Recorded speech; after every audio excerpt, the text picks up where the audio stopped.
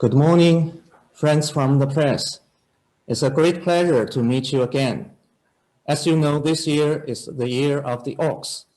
On behalf of the Chinese Embassy in Canada, I would like to wish you all a Happy New Year. The year 2021 will be of historic significance to China's national rejuvenation. It will be the 100th anniversary of the founding of the Communist Party of China. China will embark on a new journey of fully building a modern socialist country. In the next 2 days, the 2 sessions will be held in Beijing.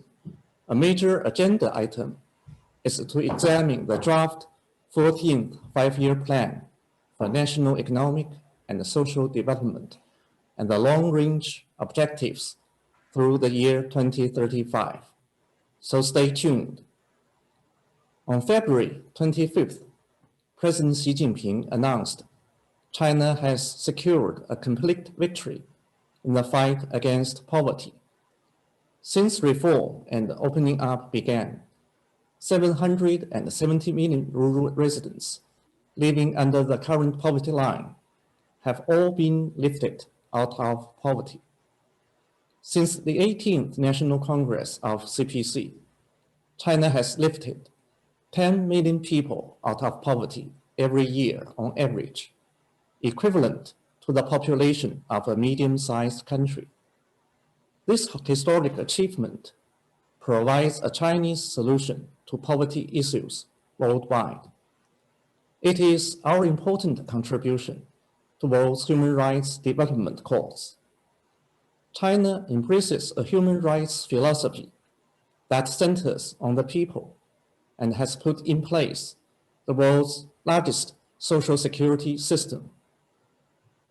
The development in Xinjiang is a vivid example of what we have achieved in China in terms of human rights. Over the past 60+ years in Xinjiang, people's life expectancy grew from 30 to 72 years. The aggregate economy grew over 200 times. There are more than 24,000 mosques in Xinjiang. And from 2010 to 2018, the population of the Uyghurs in Xinjiang rose by 2.55 million, standing at 12.72 million.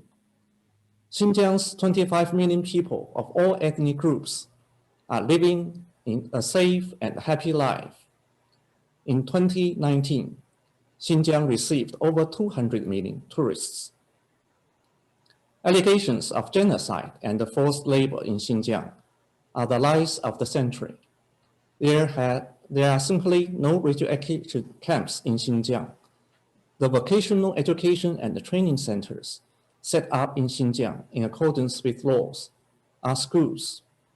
They are no different from the de-radicalization centers in France and are in line with the principles and the spirit embodied in a number of international documents on counterterrorism, such as the UN Global Counterterrorism Strategy. The door to Xinjiang is always open. We welcome fair-minded foreigners to visit Xinjiang, learn the real situation, and experience the development achievements and the happy life of the people there. Just as dark clouds cannot block the sunshine, lies cannot cover truth. Thank you. And now I'd like to take your questions. Okay, we will have the Q&A session. The first question is from John Evenson from the National Post. Can you unmute yourself? I'm sorry, unmute. Ambassador, your words do not accord with many of the accounts that have come out of Xinjiang. The account of people who've said that they had themselves have been sterilized after having been held in what you call education camps. How do you account for these stories that from people, Uyghurs, who say they've been subjected to terrible treatment by the Chinese administration? You know, for those, I think the people in Xinjiang, they are in the best position to judge what's happening in Xinjiang and what we have achieved in Xinjiang. And between 1990 and 2016, thousands of terrorist attacks happened in Xinjiang, which caused tremendous casualties and a lot of property losses. So that's why the local governments, in accordance with law, they have taken measures to address the issue of terrorism at a root source. So they copied some practices from countries like I just mentioned, France, the de-radicalization centers, and the DDP, the Desistance and Disengagement programs in UK. And they also are doing things in line with those international documents. And for the schools, there are no camps at all. And in those schools, the trainees, they can learn those standard spoken and written Chinese languages. They are coming to understand the rules and the laws, and they also, are there to master labor skills. And their rights and the freedom are ensured. So there's nothing like mistreatment for them. And after they graduated, by the end of 2019, all have found jobs with the help of the government. So they are living in a happy life. And for those, suggesting forced sterilization, there's one particular woman from the bigger group who took an interview with CBC last year. And she claimed that she was forced to go sterilized, sterilization. But the fact is, after we have checked up, back in 2013, she was in the city of Urumqi, and in the hospital, she was giving birth to her third child, and she voluntarily signed a childbirth consent form and asked the doctor to perform the relevant operation. So the doctor performed the operation later as she required. So there's nothing like she was going through the forced sterilization. So that's just very few people, like this particular woman who was, hyping up the story and being reported by some media like BBC. And she is becoming a tool for those, anti-China forces to attack on China. So that's, maybe a long answer to your short question. Thank you. Just a follow-up on another subject. China has been sending vaccine to other countries, including many developing nations. Yet it's still got to vaccinate many of its own people. Is China expecting something in return for these vaccine donations? For China, we have stated at very early stage that we will make it sure that vaccines, once developed and deployed, will become a global public good. So what we are doing today is just honoring our commitment to make sure that we will help those people, especially in the developing countries, who are in urgent need, to receive Chinese-made vaccines to help them fight the pandemic, because we know that the virus itself knows no borders. So it needs the efforts by the international community as a whole to fight pandemic. And we are there to help. And we have provided or are providing vaccine assistance to 50+ countries and exporting, to more than 20 countries who are in urgent need and who have certified, the use of our Chinese-made vaccine. So there's nothing like we attach, political conditions to that. We are doing things just to make sure that we are together in the international community to fight this horrible pandemic. Thank you. Thank you. Okay, the next question, Joyce Napier from the CTV. Hello, good morning. I don't know if you can hear me. Yeah, I can hear Okay, you. good. I unmuted. Good morning, Ambassador. Thank you for taking our questions. I'd like to go to the case of Meng Wanzhou. Her lawyers are in court today arguing that this case was politically motivated, that former US President Donald Trump was using her as a bargaining chip in his trade relations with China. Do you agree that this is a politically motivated case? And if so, how is the cases of the two Canadians, Michael Spavor and Michael Kovrig, then not also politically motivated? Thank you. I think first, when it comes to Meng Wanzhou incident, as we have pointed out from the very beginning, that it is a serious political incident plotted by the United States, and the purpose of that is to crack down on Huawei, the Chinese high-tech company. And for Madame Meng, she had been detained here in Canada. Well, she broke no Canadian laws at all. So that's why we urge people here to make reflection and to correct mistakes and to release Madame Meng as soon as possible and to ensure her safe return to China. And as for the two Canadian citizens you mentioned, for those two cases, they are totally different in nature from that of Madame Meng, and they are not connected. The relevant Chinese judicial organs are prosecuting them in accordance with law and in an independent way because of the suspected crimes undermining China's national security. So the judicial organs are doing things in accordance with law and will be continued to do that. And also I would like to stress that the lawful rights of those two Canadian citizens are protected and ensured. So there's no such thing like the arbitrary detention, happening to them. Thank you.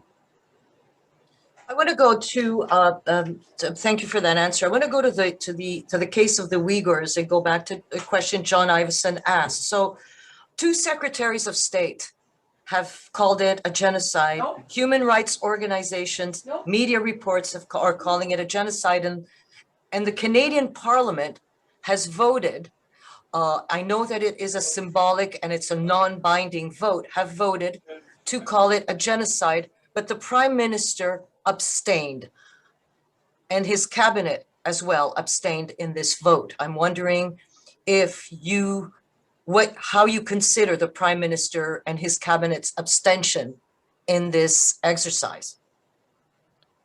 For the so-called genocide, those kind of claims, I would like to point out once again, they are just lies of the century, because for the term of genocide is clearly defined in international laws, and it cannot be pinned to China, because the figures I just shared with you demonstrate that between 2010 and 2018, the population of Uyghur ethnic minority group in Xinjiang had grown by 2.55 million and stands at 12.72 million. So the growth rate is 25%. And that's higher than the 14% growth rate of the whole population in Xinjiang, and far higher than the 2% of the Han population growth rate of 2%. So is it in any way can be called genocide? I think just very few people in some certain Western countries, like the United States, they are trying to do these things to smear China and out of their political gains. But I just want to stress that those small number of countries cannot represent the international community, as a whole, and that they are in no position to lecturing, on China over human rights issues. For Xinjiang-related issues, they are not human rights issues at all. They are about fighting terrorism and secession, and we are doing things in accordance with laws.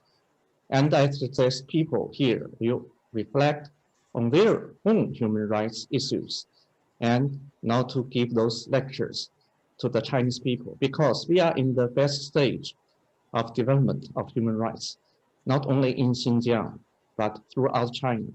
And according to recent surveys conducted by international authoritative bodies, more than 90% of the Chinese people have expressed their satisfaction with the central government and the leadership of the China's Communist Party, CPC. Thank you. Thank you. Next question, Mercedes Stevenson from the Global News. Hi, Ambassador. Thank you so much for taking our questions today. My question is about Michael Kovrig and Michael Spavor. Meng Wanzhou's family has been able to visit her here in Canada. Will you be extending the same courtesy to the families of Michael Kovrig and Michael Spavor? Will they be able to travel to China to see their loved ones who are in prison there? As I just mentioned, the two Canadian citizens detained and prosecuted in China because they have been involved in suspected crimes of endangering national security of China. So did they have And the relevant Chinese judicial organs are handling the case according to law, and their lawful rights are ensured and guaranteed. So that's my answer. All their lawful rights are ensured and guaranteed. Thank you. Ambassador, in the past, your government has connected the two cases when you've spoken about them. Today, you're saying that there is no connection. So is it correct to say that if the extradition request for Meng Wanzhou was dropped by the United States and Canada released her, you would not release Michael Kovrig and Michael Spavor as a result of that? As I stated many times, and as our side states many times, there's no connection between these cases. They are totally different in nature. And for the Meng Wanzhou's incident, it's not simply a judicial case. It's a very serious political incident. And the most urgent thing for the Canadian side to do is to take decisions as soon as possible and to release her. And that will help move our relationship back onto track, the normal track. Thank you.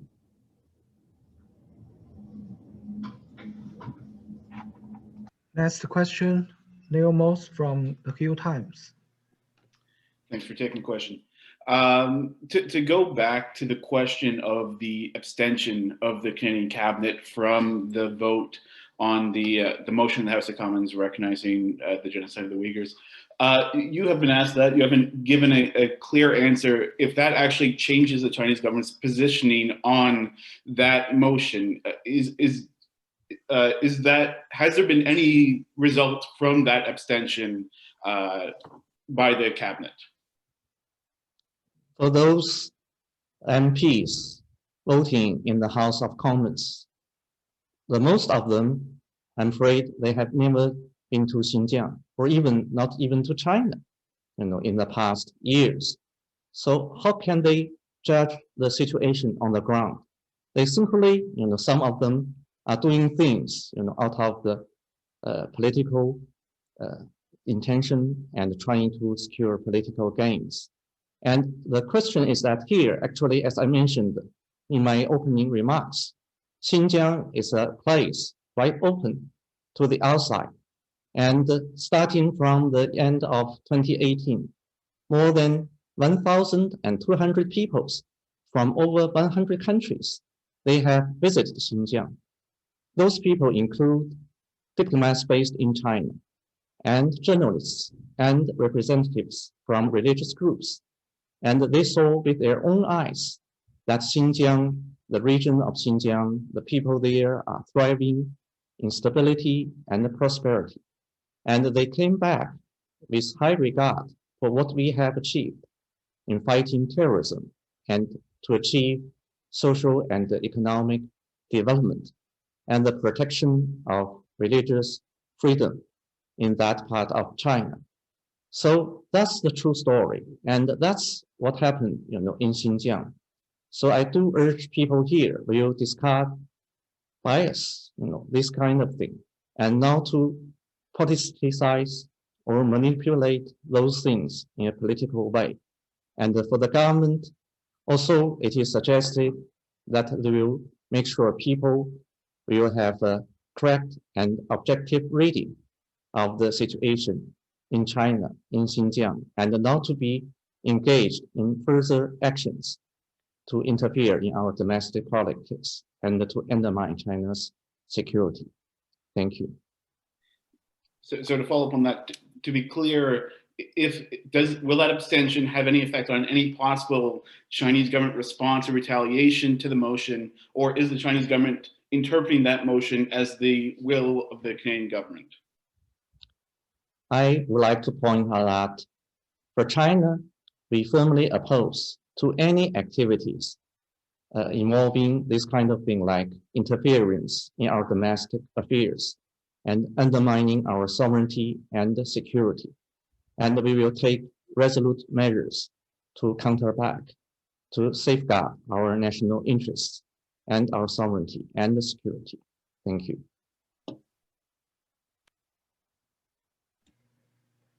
The next question, Robert Five from the Global and Mail.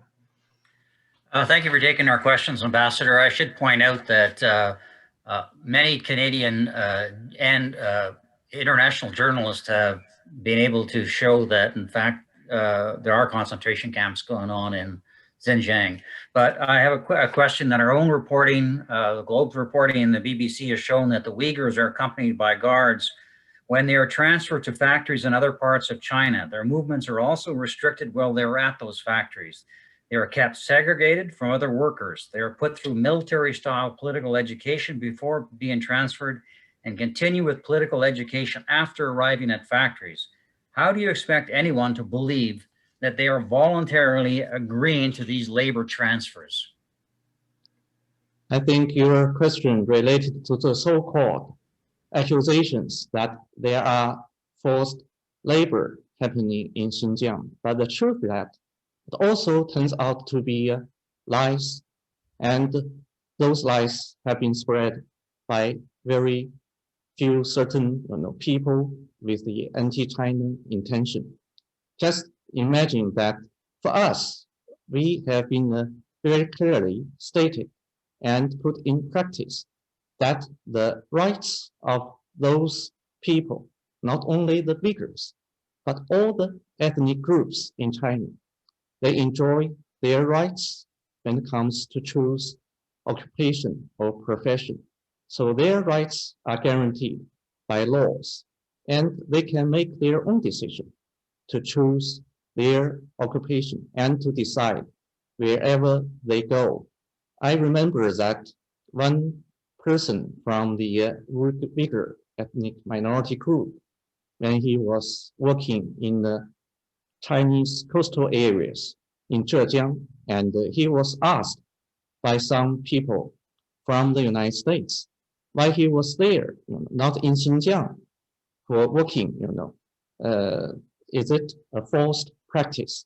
And he replied, because here in Zhejiang, in this particular province, he believes he himself can make more money, because that's the only reason that he would like to choose to be there by himself. And he asked the journalist, why you Americans can go to Zhejiang for making the money, and why shouldn't it be us, the Chinese people, can't travel freely within China and to seek our own opportunities? So the question is that whether people are working in Xinjiang or elsewhere in China, they are all making living and making money. And that's why by the end of 2019, more than 3 million people in Xinjiang have been lifted out of poverty. And that's also a huge progress. And that's part of the story of China in fighting the poverty. And also for the detention camps spread by those anti-China forces, I would like to cite another example. So you may understand a particular Australian think tank called ASPI.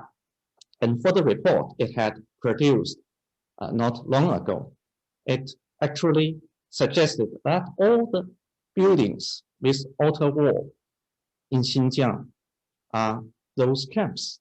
But actually it turned out to be that those places reported in those documents, they are civil facilities. Like in Kashi, the photos, by the satellite demonstrate they are really schools, local schools, not camps at all. So we can see very, very few people have been engaged in this kind of smearing China campaign. But the fact is that they don't exist at all, those lies. And for the large number of the international community, they have come to realize what we have achieved in Xinjiang is to fight terrorism and to make sure that people's rights, human rights, and the safety, stability are ensured. So that's why last year, around 50 countries in the United Nations, they voted in favor of our policies and the practices in Xinjiang. And also October last year, I think 20 countries of the Arab countries, their envoys, they had also visited Xinjiang, and they came back also with very positive remarks, not only for those practices for fighting terrorism, but also for what we have achieved in making sure that the rights of the people are ensured. Thank you. Well, it's interesting that you say they have free movement to go and earn a good living, but they also seem to be accompanied by Chinese guards. But on a second question, if I may, there's a great deal of concern in the Canadian Parliament about the fact that the company managing the Canadian Visa Application Center in Beijing is owned by the Beijing Municipal Public Security Facility. Is there any reason for Canadians to worry that its Visa Application Center is owned by the Chinese police? We are doing these things according to law, so there's nothing, that it is suggested here, poses threat to the so-called national security. We are handling those issues in a strict accordance with law and also following the practices of the standard international practice. So there's nothing like that. Thank you. The next question, Tongda Mike Charles from the Toronto Star.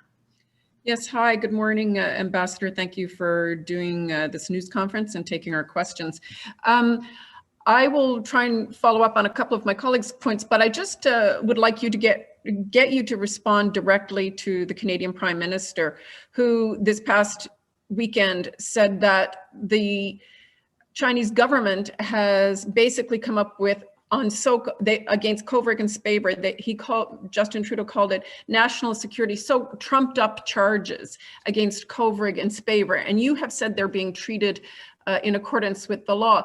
I'd like to understand, first of all, how the Communist Party government responds to Mr. Trudeau's comments, and what path do you see forward to get the countries out of this stalemate? These men have been arrested, but the world has not seen any evidence to support your treatment of them. So could you respond directly to those points?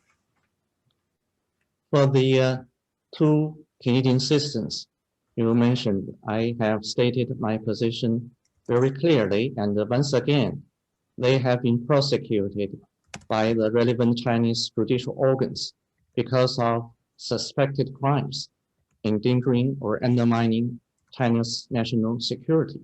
And the judicial organs are handling the case and will continue to handle the case in accordance with law and in an independent way. Their lawful rights are ensured and protected.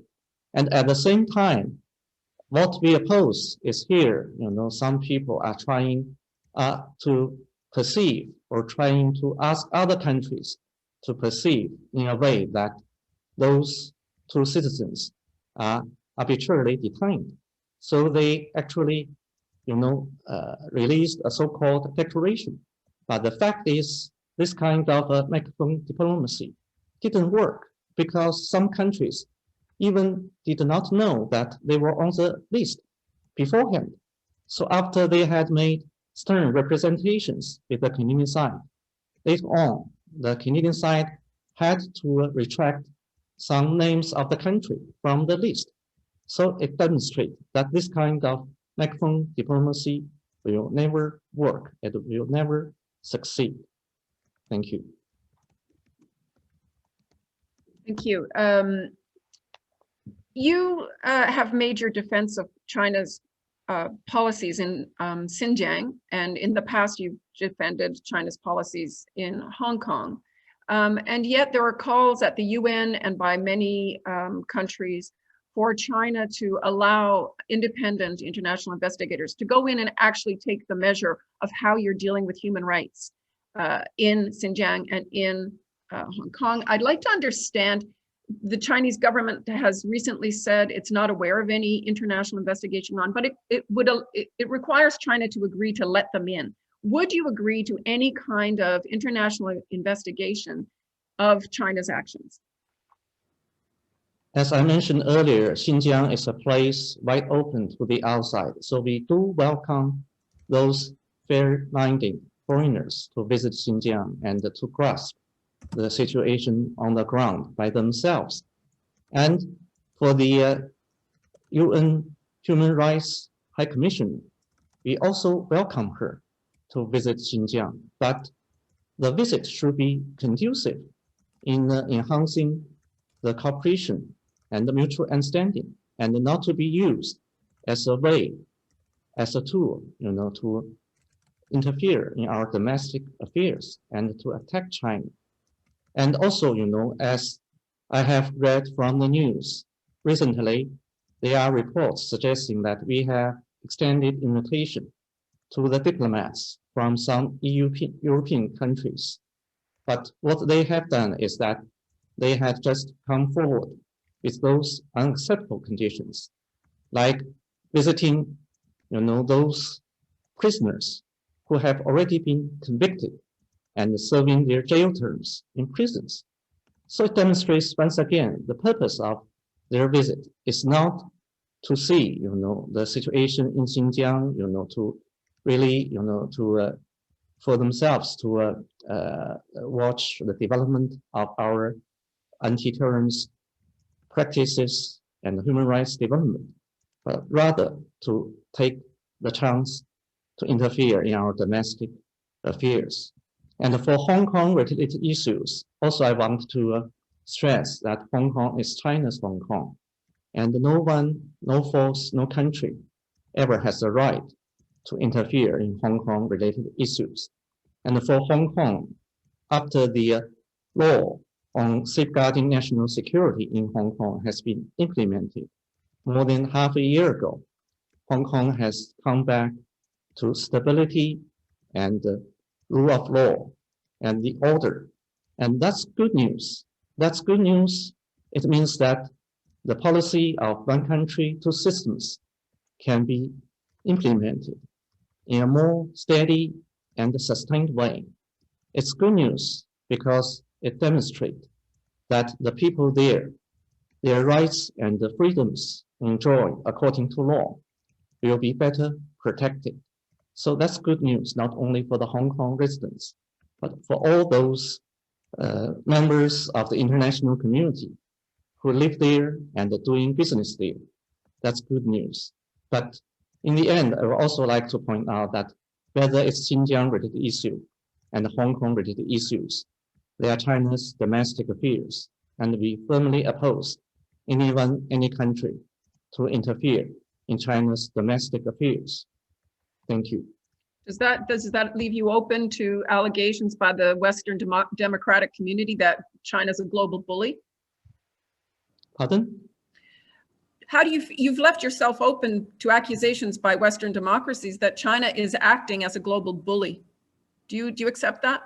We certainly reject this kind of accusation. I just mentioned that only very few countries and only few people in those countries, they are trying to accuse China on those groundless, accusations. But their plots can never succeed because a far larger number of the international community, they have come forward to recognize our practices and our policies, whether it's in Xinjiang or in Hong Kong. So we can see that during the Human Rights Council in Geneva, a large number of people, the countries they are representing, they have come forward in support of our action and our policies in Xinjiang and in Hong Kong. Thank you. Thank you. Okay, that's the end of today's press conference. Thank you very much. Thank you. Thank you all. Thank you very much.